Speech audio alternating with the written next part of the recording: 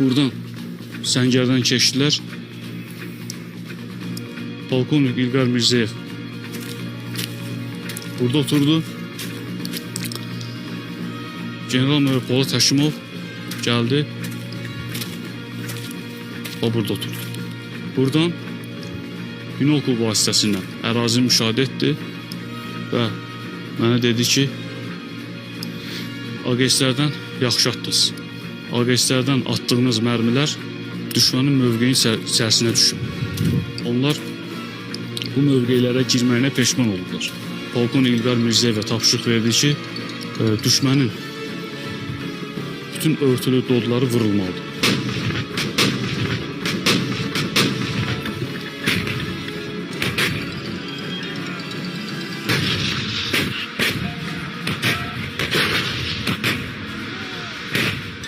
Bu vaxtı General-mayor Polat Həşimov burada müşahidə edən zaman sağ tərəfdən düşmən mövqeyindən iri saplı snaper ateş açdı.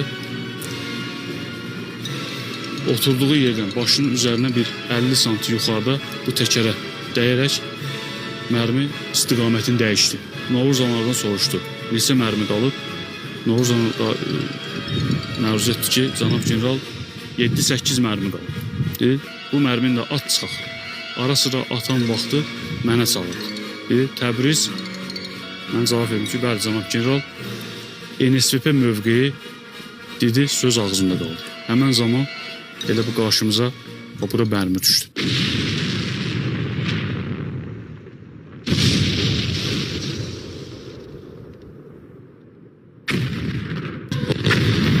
Bütün buralar toz duman içində oldu. Hər yer dağılır. Burada olan təkərlər, mövqelərimiz. Mən partlayışı görmədim. Partlayış olmağı ilə mərmi məni 2-3 metr arxaya. Bura gəldi. Bura tulladı. Gəldim, düşdüm bura. Və üzü üstə çevrildim. Bir, cənab general Polat Həşimovdan başqa hamısının şəhid olmağını gördüm. Onu görə bilmədim. Çünki onu mərmi eləsi irəli doğru atmışdı. Yəni mərmi partlayışı onun daha yaxın olmuşdu. Mayor Əhmədov Nami, Novruz Avanar, Gizir Babayev Yaşarı hamısının şəhid olmağını gördüm.